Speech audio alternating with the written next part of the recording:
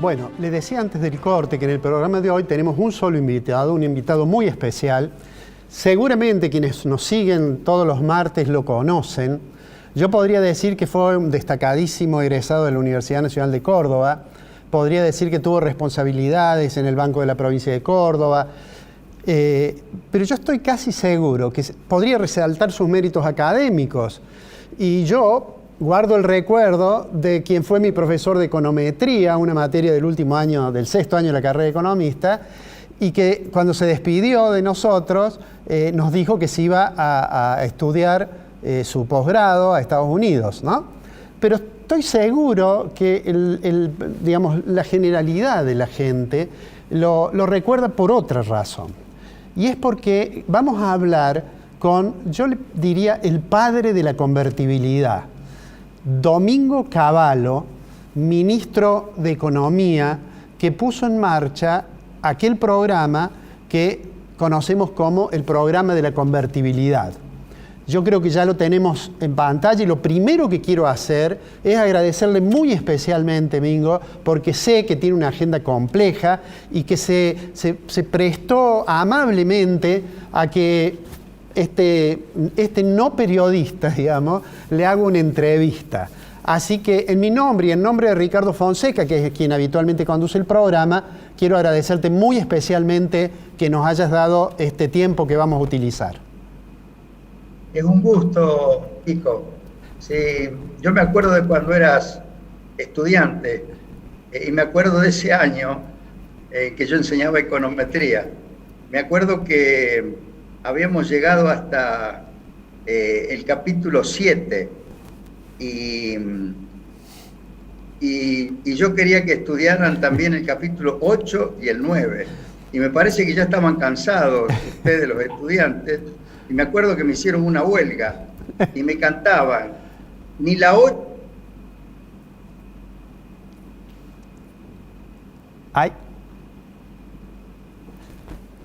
Ahí perdí el audio.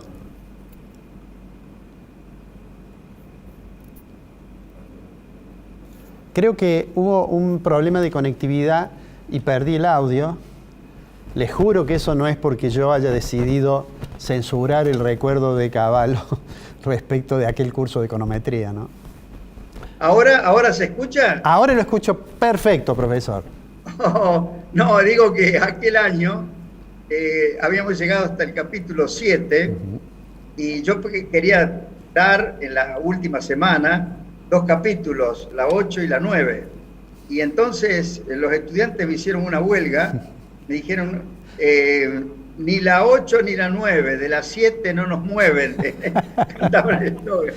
Y después finalmente hicimos una asamblea y discutimos y finalmente ganó la posición de que sí, íbamos a incluir la 8 y la 9, di clases en enero y bueno, y finalmente tomé los exámenes en marzo. Debe haber sido aquel año, ¿no? Sí, yo recuerdo, hace poco tiempo lo recordé al hecho con la señora de Camilo Dagún, Estela B., porque ella era coautora de un libro de econometría y la universidad le hizo una distinción y me tocó a mí hacerle una entrevista y yo le recordaba a ella este hecho. Pero lo que pasa es que en esa época muchos de los que éramos alumnos en realidad teníamos un prejuicio contra los métodos cuantitativos y entonces nos resistíamos a veces. Pero bueno. Bueno, ya Camilo Dagún y Estela B. de Dagún ya no estaban, porque ellos se habían ido, claro, los habían expulsado prácticamente, fue una gran injusticia, en el año 66, claro, ¿no? Claro. Pero la verdad que Camilo Dagún fue un gran decano de la facultad y Estela era una eximia profesora. Yo después mantuve la relación con ellos en una oportunidad cuando estaban ellos en la Universidad de Bolonia. Camilo Dagún tramitó para que me dieran un doctorado honoris causa, así que yo tengo un gran recuerdo de ellos. A Estela hace mucho que no la veo, sé que ha andado por Córdoba, pero no cuando yo estaba ahí. Pero la verdad que tengo un gran recuerdo de ellos. Bueno, dejando un poco el pasado, digamos, en esta Argentina tan compleja, con estancamiento, inflación alta, no sé cuántos tipos de cambio. Me gustaría hacerte unas preguntas y me pareció muy bueno el método que usaste en la conferencia en la Bolsa de Comercio, de decir, bueno, ¿qué es lo que habría que hacer y si este gobierno puede hacerlo? Digamos, me pareció una buena metodología. Por supuesto, mi primera pregunta es ¿cuál es tu impresión sobre la situación que estamos atravesando en la economía, en particular después del golpe que ha sufrido el gobierno en las elecciones primarias, ¿no? ¿Cuál es la visión que tenés por estos días? Bueno, la economía venía con un muy mal rumbo, o sea, el gobierno no fue capaz de enderezar la economía en una dirección conducente a soluciones y, por supuesto, había problemas de organización económica y errores de política económica que venían del gobierno anterior, pero lo único que hizo fue agravarlos. Como yo expliqué el otro día en la Bolsa de Comercio, hoy día la economía argentina está trabada por todos los winners, por todos los lados, ¿no? Trabada en el sentido de intervenciones del Estado, regulaciones, impuestos distorsivos, controles de precios, controles de cambio, que impiden que haya una adecuada asignación de los recursos escasos. Y por supuesto los recursos son muy, muy escasos porque nadie quiere invertir.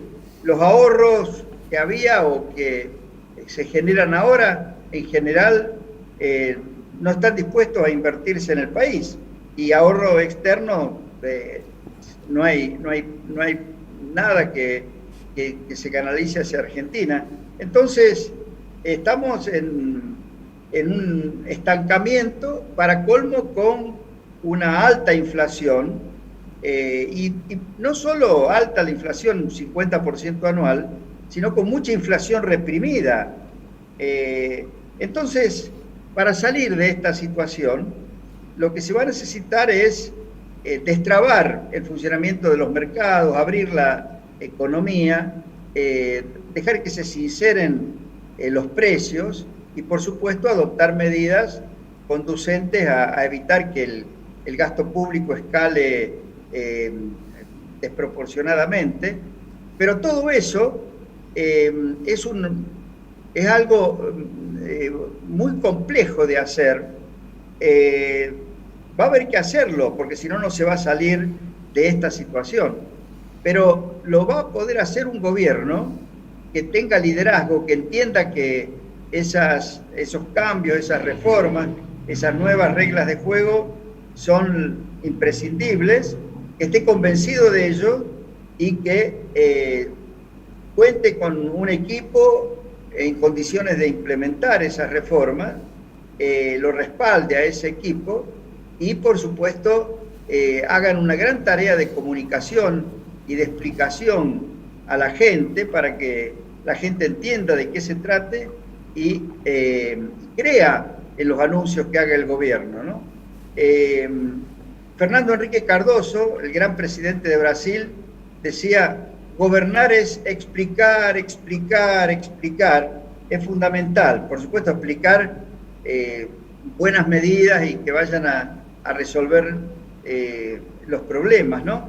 Pero la comunicación con gran coherencia, con gran perseverancia, es fundamental para convencer. Por supuesto, solo convence quien está convencido. De ahí que es fundamental que el gobierno esté convencido de lo que quiere hacer y tenga un equipo de gente también convencida que lo implemente, ¿no?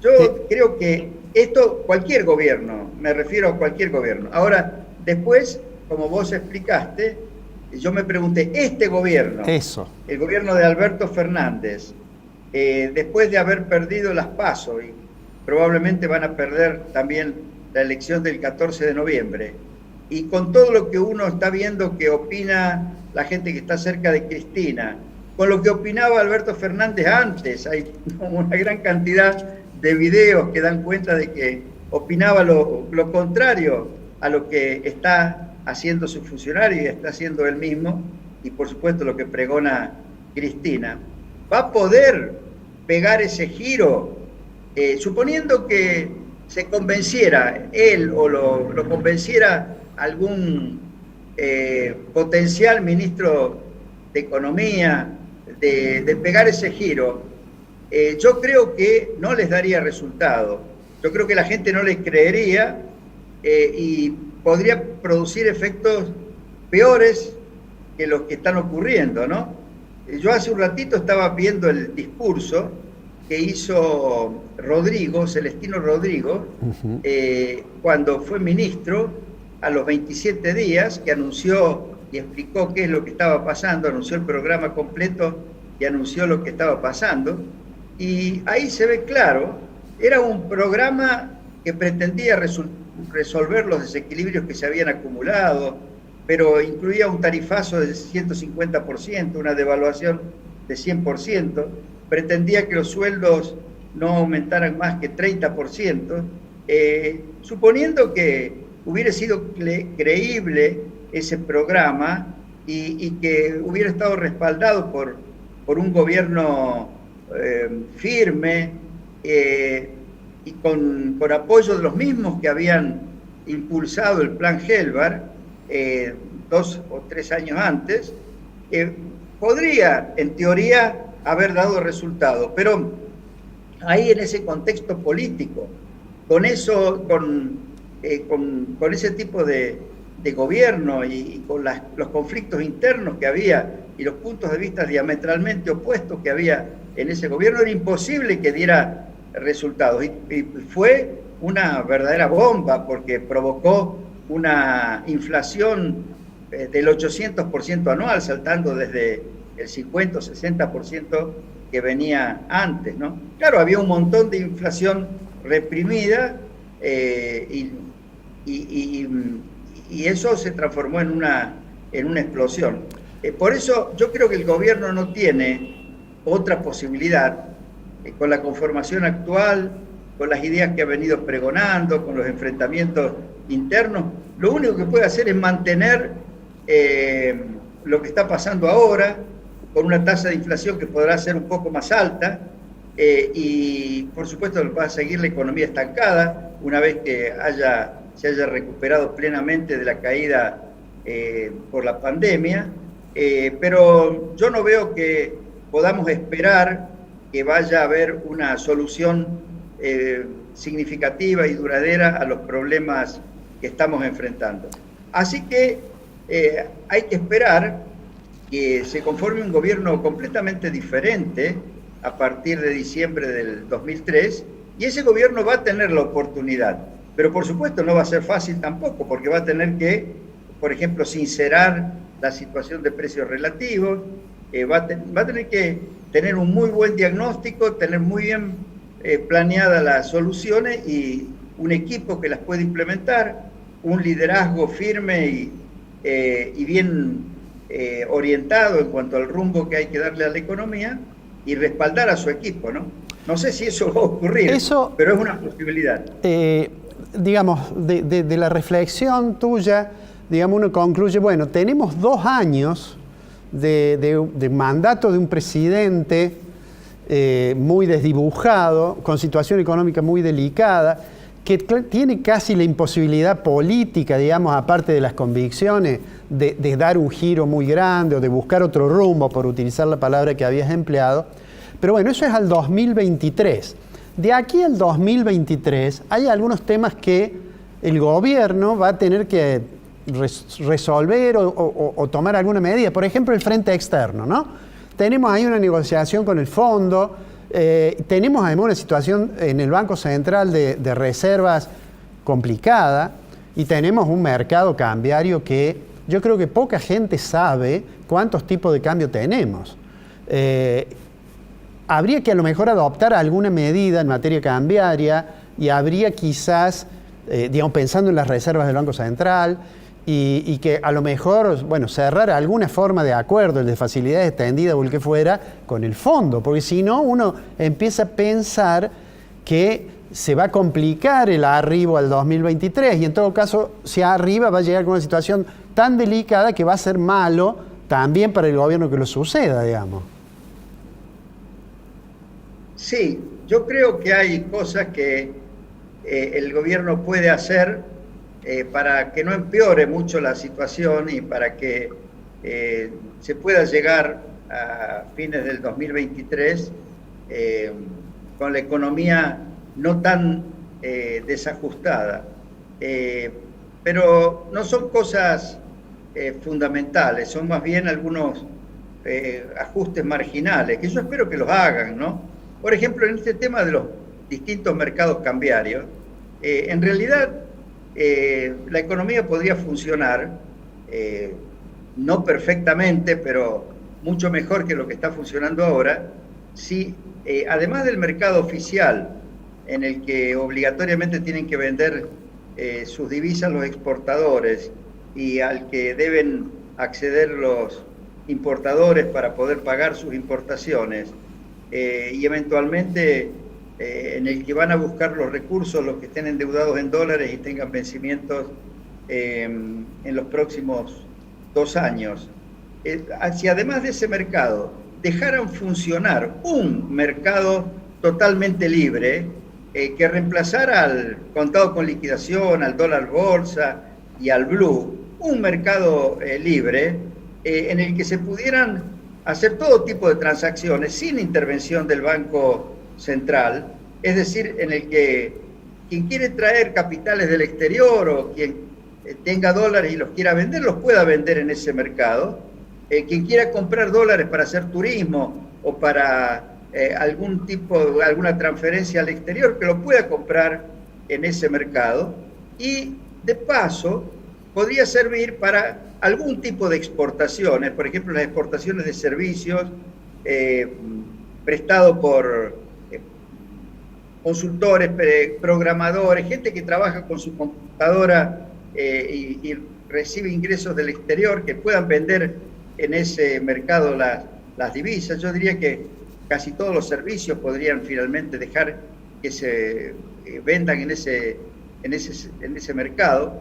Yo creo que eso ayudaría a que la economía funcione mejor y por otro lado no creo que, como piensan algunos del gobierno, eso llevaría a que se escape aún más el dólar libre o aumente la brecha, porque yo creo que si puede funcionar un mercado libre en el cual se puedan vender dólares que ingresan del exterior o incluso financiamiento que venga del exterior.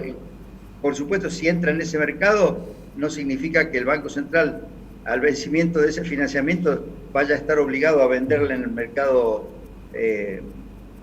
mercado oficial, ¿no? Pero todo eso permitiría que la economía funcione un poco mejor. Eso este gobierno lo puede hacer. Yo tengo también la esperanza de que en una de esas lo haga, ¿no? Bastaría con que le perdieran el miedo al funcionamiento de los mercados libres y se sacaran de la cabeza que el gobierno no solo va a controlar el mercado oficial, sino también el mercado supuestamente libre a través de intervenciones en el contado con liquidación, regulaciones y todo ese tipo de trabas, ¿no? Eso ayudaría. Otra cosa que este gobierno puede hacer y que también ayudaría es, por ejemplo, eliminar algunos impuestos. Bueno, eso tendrían que hacerlo también las provincias, ¿no? El impuesto de sellos, ingresos brutos en etapas intermedias de... Bueno, los impuestos que en realidad en la reforma impositiva que había aprobado Juntos por el Cambio se estaban tratando de reducir, ¿no? Pero bueno, mucho más que eso este gobierno no creo que pueda hacer. Ahora, la estrategia de tratar de reducir en algo la presión fiscal debería tener una contracara que está ligada al gasto público. Y parece de que hay un grado de rigidez en el gasto público. Debemos tener 2/3 partes de gasto público que es gasto social. Pero sería como un poco complicado. Bueno, en realidad, obviamente el gasto social, sobre todo jubilaciones, ese no se puede seguir reduciendo, ya se ha reducido mucho en términos reales. Por supuesto, ha sido aumentado por medidas equivocadas de incorporar a casi 4 millones de jubilados que no habían hecho aportes. Bueno, pero eso ya es irreversible. Al no ajustar adecuadamente las jubilaciones, en este periodo desde que asumió este gobierno, lo ha reducido y no creo que lo pueda reducir mucho más. Lo mismo los salarios del sector público, en términos reales también han caído, pero bueno, por supuesto no se ha hecho nada para racionalizar el empleo público, pero están los déficits de las empresas del Estado, por ejemplo, la de Aerolíneas Argentinas, el Correo, ARSAT, Camesa, en eso podrían hacer algo, ¿no? Pero por la filosofía que tienen es muy difícil que lo hagan, ¿no? Por ejemplo, ahora Aerolíneas le han dado aumento al personal de Aerolíneas del 52,5%. Hay un tuit de Lucas Liach que dice, lo van a financiar a ese aumento con el IVA que le cobran a la polenta que le venden a los huichis, ¿no? En realidad, yo creo que, no digo que algo podrían hacer, pero no creo que este gobierno vaya a encarar una solución integral al problema de grandes desajustes. Por ejemplo, el mayor factor de aumento del gasto público es el tema de los subsidios para mantener congeladas o bajas las tarifas de los servicios públicos en forma indiscriminada, ¿no? El ministro de Economía tuvo un intento de buscar una segmentación y enseguida un funcionario que no le responde a él, sino a Cristina Kirchner, Basualdo, dijo, no se pueden segmentar las tarifas, con lo cual le dan tarifas baratas a todo el mundo, ¿no? Ricos, pobres, etcétera. Y después el sistema está muy mal organizado. Tiene razón el gobernador Schiaretti cuando dice que el esquema de los subsidios está pensado para beneficiar al AMBA. Ahí Cristina le salió a contestar que miren, comparen las tarifas a las que Camesa vende la electricidad, tanto a EPEC como a SECBA, a las empresas que operan en Cava. Lo que no dice Cristina, y que muy bien le contestó el gobernador Schiaretti, es que las empresas que prestan servicios en Cava no le pagan a Camesa, le aumentan permanentemente la deuda y después desde la Secretaría de Energía le permiten que compense esa deuda con unos supuestos créditos que le dan, no sé por qué causa, cosa que no se lo dan a EPEC o a las otras empresas del interior del país, ¿no? Realmente el manejo de los subsidios no solo que es tremendamente oneroso, sino tremendamente injusto y es un factor más que distorsiona la asignación de los recursos y la eficiencia de la economía. Mencionabas lo de la necesidad del apoyo al equipo que eventualmente pueda plantear un programa. Me voy un poco para atrás. Yo dije cuando comenzamos, vamos a hablar con el padre de la convertibilidad. He dicho en varias oportunidades en el programa que uno puede no estar de acuerdo con algunas cosas, pero lo que está claro es que el ministro de Economía tiene que tener poder y tiene que tener cierto poder de veto sobre los otros funcionarios. Digo en Argentina, si uno viviera en Suiza, que es más aburrida que Argentina, por lo menos puede admitir que uno no sepa cuál es el miembro del Consejo Federal que está encargado de Economía. Pero acá ha habido ministros, tu caso es obvio, es uno de ellos, que han recibido ese apoyo, ¿no? Mi pregunta es esta. Cuando llegamos al momento se lanzó el plan de convertibilidad y al margen de la opinión que uno pueda tener sobre el ulterior desarrollo que tuvo, Menem venía con algunas dificultades, porque había tenido ya un ministro, uno de los ministros había fallecido, pero además había tenido incidentes hiperinflacionarios, había tenido que cambiar de ministro varias veces. digamos, ¿vos creés que las condiciones que había en el momento de la convertibilidad tienen algún parecido, digo, las económicas y las políticas con lo que estamos viviendo en 2021? No, las políticas ninguna. Las económicas sí. La economía estaba muy desorganizada también. Al final del gobierno del doctor Alfonsín, no por culpa exclusivamente de lo que había sido el gobierno de Alfonsín, sino por la larga historia que teníamos de encerramiento de la economía, de intervenciones del Estado y también de inflación. Y habíamos, además, desde el Rodrigazo en adelante, vivido prácticamente en estanflación, ¿no? Pero políticamente era muy diferente, porque Menem, que tenía una muy buena intuición en temas económicos, había elegido el rumbo correcto para la economía. Había decidido que iba hacia una economía abierta, integrada al mundo. Había decidido que había que privatizar, porque estaba convencido de que las empresas del Estado eran antros de ineficiencia y corrupción. Además generaban el grueso del déficit fiscal y el exceso de gasto público. Estaba todo explicado por las empresas del Estado. Las empresas del Estado eran prácticamente manejadas por gerentes que respondían a los sindicatos, a los proveedores de las empresas del Estado y a los contratistas, con lo cual las empresas siempre perdían. Por ejemplo, YPF perdía, ahora no ganaban los contratistas, los concesionarios, ganaban los proveedores y ganaba el sindicato, y tenía exceso de personal. En fin, y así todas las empresas del Estado. Por lo tanto, él decidió avanzar en la privatización. Al principio, los que estaban encargados de privatizar le hacían caso a los banqueros que querían privatizar monopolios y pagarlo con títulos de la deuda externa. Por eso las primeras privatizaciones estuvieron mal hechas, que fueron la de Entel y la de Aerolíneas Argentinas, y también la de las rutas. Pero una vez pero Menem fue advirtiendo, yo le iba explicando, conversábamos mucho cuando viajábamos al exterior, yo era canciller, y le iba explicando los errores que se estaban cometiendo.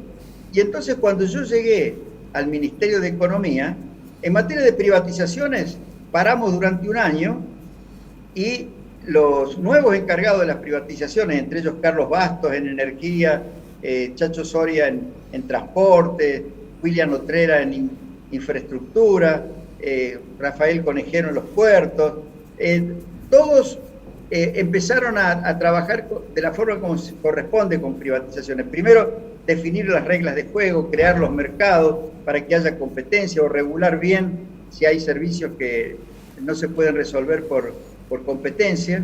Y en el año 92 empezamos con las privatizaciones bien hechas, que fueron una clave para devolverle eficiencia a la economía, para abrir oportunidades de inversión. Y mientras tanto, en el 91, con el plan de convertibilidad, más la eliminación de las retenciones, más el proceso de desregulación que se hizo, eliminando una cantidad enorme de normas e impuestos distorsivos, eso permitió no solo estabilizar, sino reactivar de inmediato la economía, y creó mucha confianza. Entraron capitales argentinos, no del exterior. Recién después, con las privatizaciones y la oportunidad de inversión que se abrieron con las privatizaciones a partir del año 92, 93, 94, entró inversión directa del exterior. Pero hasta el 91, 92 no entró nada de inversión del exterior. Eran todos los capitales argentinos que pasaron a confiar y que entraron a la Argentina. Algunos se transformaron a pesos y se depositaron en los bancos como pesos, otros se depositaron en los bancos como dólares, porque la economía podía funcionar con las dos monedas. Y entonces hubo un proceso muy bueno de privatización con reactivación económica, y sentando las bases para para el crecimiento, ¿no? Ese clima, que además redituó en términos políticos, porque el partido gobernante ganó prácticamente todas las elecciones, ese clima político permitió avanzar con las reformas, ¿no? Algunas de las cuales eran muy duras, por ejemplo, las reformas que tenían que ver con la aduana, con los correos, con los aeropuertos, donde había enquistado mafias.